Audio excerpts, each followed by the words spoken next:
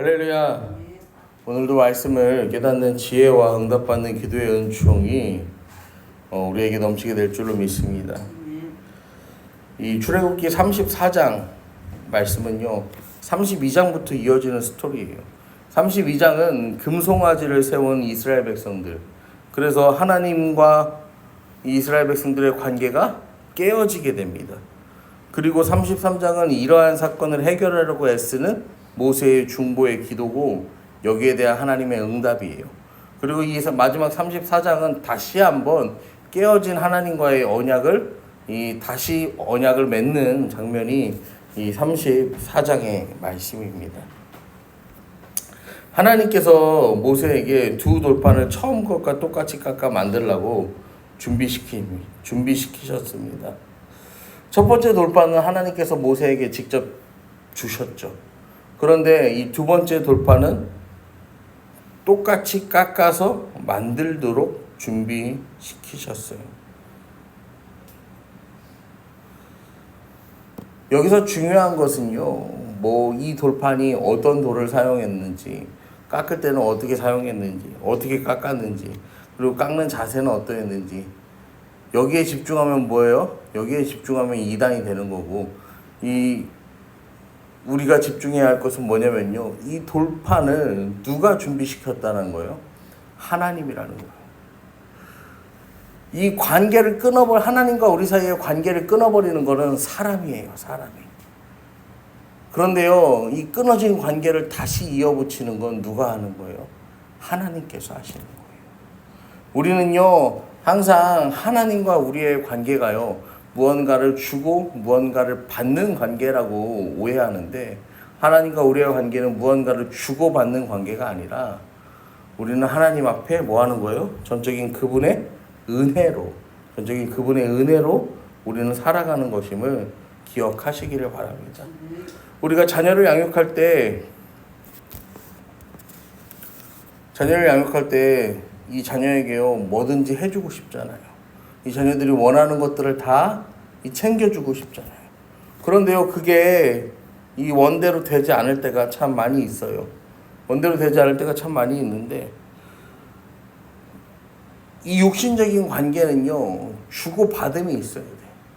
그런데요, 이 하나님과 우리 사이의 관계에서는요, 그냥 우리가 하나님께요 드리는 것, 이것이요 하나님을요 어떻게 만족하게 할 수 있는 그 어떤 것을 드린다는 건 사실상 불가능한 이야기죠. 왜냐하면 무소부재하시고 전지전능하신 하나님 앞에 우리가 무엇을 드려서 그 하나님이 만족하실 수 있겠습니까?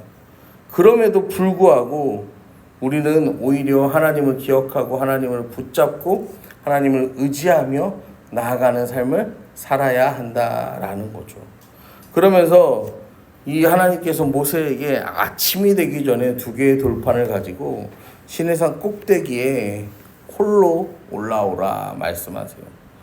모세가 아침까지 두 개의 돌판을 깎아서 준비하려면요, 밤을 새야 할지도 몰라요. 시간이 촉박한 상황이에요. 그리고 아침에 올라라라는 건요, 지금 동이 트면 이제 올라가는 건데, 그러면 뭐예요? 우리가 최소한 이 아침 시간에는 이 세상의 다른 일로 방해받지 않잖아요. 하나님과 교제하고 하나님과 함께하는 시간은 방해받지 않는 그 시간이 필요하다라는 거죠. 그래서요, 모세가요, 전에도 그랬던 것처럼 여기에 사람도 접근하지 못하게, 소와 양도 접근하지 못하게, 그렇게 돌판을 깎아서 하나님이 계신 그 산으로 다시 올라가요. 올라갔더니 하나님께서 구름 가운데 거기 강림하셔서 여호와의 이름을 선포하시며,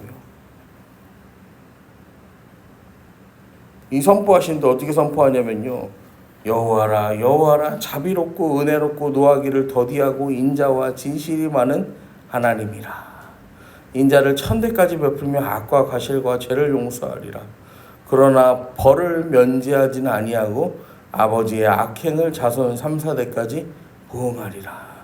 하나님이 자기 이름을 선포하세요. 자비롭고 은혜롭고 노하기를 더디하고 인자와 진실이 많은 하나님. 지금요, 참고 또 참고 참으시는 하나님의 모습을 이 모세에게 보여주시는 거죠. 그러면서 또 아버지의 악행은 자손의 3, 4대까지 보응한다. 이게 이제 현대에 와서 해석을 하니까 자손 3, 4대 내가 죄를 지면 이게 우리 후손들한테 흘러간다. 이렇게 가계에 흐르는 저주 이런 것들로 표현이 되는데 그게 아니라 여러분 우리나라도 마찬가지였지만요. 이 고대 이스라엘도 마찬가지고 지금 우리도 이 시대는 아니지만 그래도 한 5, 60년 전으로만 올라가도 마찬가지인데 한 집에 3, 4대가 같이 살았어요. 그러니까 여기서 말하는 이 3, 4대라는 표현은요. 그 가족들이 그 고통을 나누게 된다라는 의미지 뭐 이게 막 이 죽었음에도 불구하고 그 저주가 막 따라서 흘러다니면서 삶을 괴롭게 하고 이제 그런 의미가 아니라는 거예요. 조상의 죄가 후손에게 유전되는 게 아니에요. 이 죄악의 그 영향이 후손에게 미침을 경고하는 거죠. 그러면서 8절과 9절에도 보면 모세가 급히 땅에 엎드려 경배하며 이르되 하나님이 이제 임재 앞에서 모세가 엎드려 경배합니다. 그리고 자신의 백성과 죄의 허물을 고백해요. 우리는 목이 뻣뻣한 백성입니다. 우리의 악과 죄를 사하시고 우리를 주의 기업으로 삼으소서. 하나님 임재 앞에서요 두려워하면서요 하나님을 경외하면서 우리들의 연약함을 고백하면서요 주님밖에 없음을 모세가요 다시 한번 하나님 앞에 엎드려 간구합니다.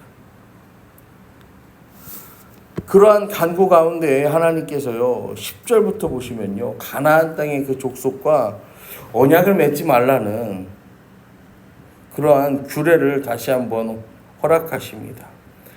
10절부터 보시면요 내가 언약을 세우나니 내가 아직 온 땅 아무 국민에게도 행하지 아니한 이적을 너희 전체 백성 앞에서 보일 것이라. 그러면서요 이 아모리 사람, 가나안 사람, 헷 사람, 브리스 사람, 히위 사람, 여부스 사람들을 쫓아내고 스스로 삼가 내가 들어가는 땅에 주민과 언약을 세우지 말라. 그것이 너희에게 올무가 될까 하노라. 그렇게 하나님께서요 말씀하세요. 여러분 왜 하나님 이렇게 말씀하시냐면요 앞으로 이스라엘 민족이 들어가야 될 가나안이라는 땅은요 어떤 땅이냐면요 이 뭐 다 마찬가지지만 특별히 이 온갖 우상들이 모여 있는 이 우상들의 뭐라고 보면 되냐면 총 이 본산지라고 생각을 하시면 돼요. 왜냐면은 이 성경 배경적으로 우리가 봤을 때는 여기는요 어디냐면은 이 우리가 흔히 아는 무역로 유럽과 아시아를 잇는 실크로드 그리고 그 실크로드와 이 애굽을 잇는 이집트를 잇는 그 길에 존재한 이 지역이 가나안 지역입니다. 그러다 보니까요 서양에서의 서양 문화도 들어오지 아시아 문화도 들어오지 중동 문화도 들어오지 또 여기를 통해서는 이 아프리카 쪽의 문화도 들어오지 아무튼 온갖 문화가 다 집합되는 곳이 그 땅이에요. 그리고 흘러가는 곳이 그 땅이야. 그러다 보니까요 이루 말로 할 수 없는 수많은 우상들이 발달해 있어요. 지금 이스라엘 백성들은요 애굽에서 나와서 아직 이 1년도 되지 않은 그 시간 1년도 되지 않아요. 이제 한 2개월 정도 3개월 정도 지난 그 시간에 벌써 뭐합니까? 우리를 위하여서 뭘 만드는 거예요? 우리가 만족할 만한 형상을 가진 금송아지를 만들어내잖아요. 사람이 얼마나 연약하고 부족한지 아직 가나안을 경험하지 않았음에도 불구하고 스스로 금송아지를 만들어내는 게 사람의 연약함인데 그 가나안을 경험하면요 얼마나 그 우상 문화 이방 문화 그 우상들에 심취해가지고 거기에 빠져들겠어요. 그러니까 하나님께서요 그 가나안 사람들이랑은 아무런 관계도 하지 말라고 오히려 그들을 진멸해야 한다고 말씀하시는 이유가 그 이스라엘이라는 민족의 정체성을 지키기 위함이었다라는 사실을요 우리는 기억해야 합니다. 그러면서 13절부터 보시면 너희는 도리어 그들의 제단을 헐고 그들의 주상을 깨트리고 그들의 아세라상을 찍을지어다. 너는 다른 신에게 절하지 말라. 여호와는 질투라 이름하는 질투의 하나님이라. 너는 그 땅의 주민과 15절에 언약을 세우지 말고 그 모든 신들을 음란하게 섬기며 그들의 신들에게 제물을 드리고 너를 청하면 내가 그 제물을 먹을까 함이며 또 또 내가 그들의 딸들을 내 아들들의 아내로 삼음으로 그들의 딸들이 그들의 신들을 음란하게 섬기며 내 아들에게 그들의 신들을 음란하게 섬기게 할까 함이니라. 너는 신상들을 부어 만들지 말지니라. 이스라엘 백성은요, 하나님이 택하여 불렀어요. 처음에 하나님이요, 세상 가운데 사는 아브라함을 불렀어요. 그리고 그 아브라함과 이삭과 야곱의 후손들을요, 그 70명의 가족을 250만이라는 한 가정을 민족으로 바꾸시잖아요. 그리고 그 민족을 통해서 하나님의 나라를 만들어 가려고 하시는 거예요. 이제 하나님께서는요, 그 먼저 국민을 만들었으니까 국민, 주권, 영토 이 세 가지가 나라의 3요소인데 국민은 만들었어요. 이제는 이들에게 주권을 주기 위해서 계속해서 율법과 규례들을 허락하시잖아요. 그럼 이제 남은 건 영토예요. 그 가나안 땅으로 가서 영토를 차지해야 되는데 그 차지할 영토에 사는 사람들의 우상 숭배 이런 것들이 너무나도 심각해. 세상 문화가 완전히 절어 있는 그 동네. 거기를 가야 되니까 하나님께서는요, 경고하고 또 경고하고 경고하시는 거예요. 하나님이 예민하신 게 아니라 당연한 거예요. 지금 이 시대를 살아가는 사람들은요, 누가 우상한테 그렇게 빠져서 그냥 한두 사람이 빠지는 건 몰라도 민족 전체가 그렇게 빠져서 허우적거릴 수 있다는 게 말이 되냐라고 이야기를 하지만요, 결국 이스라엘은요, 우상에 빠져서요, 사고를 쳐요. 이 금송아지를 만들어서 3,000명이 죽고 나중에 가나안 땅에 들어가기 전에 이 모압 사람들과 함께 바알부올에서 음행해서 23만 명이 죽어요. 그리고요, 가나안 땅에 들어가서요, 결국에는 그 문화에 침식되어서요, 솔로몬 때는요, 나라가 반으로 쪼개지는 사건까지도 일어납니다. 아닌 것 같지만 결국엔 다 일어나요. 왜 하나님이 이렇게 반응하시는가 싶지만 하나님이 그렇게 반응하실 만하다라는 거예요. 여러분, 우리는요, 세상을 살아갈 때요, 세상 속에서요, 우리 자신을요, 스스로를요, 잘 살펴봐야 합니다.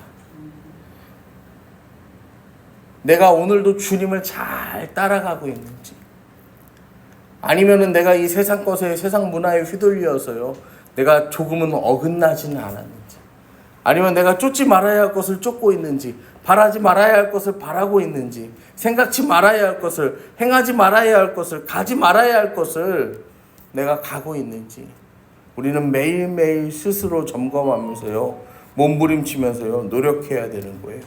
그렇게 주님을 따라가며 세상을 새롭게 하고, 또 그렇게 세상을 새롭게 하는 데서 그치지 않고 그들을 주님 앞으로 인도할 수 있는 저와 여러분 되기를 이 시간 간절히 축복합니다.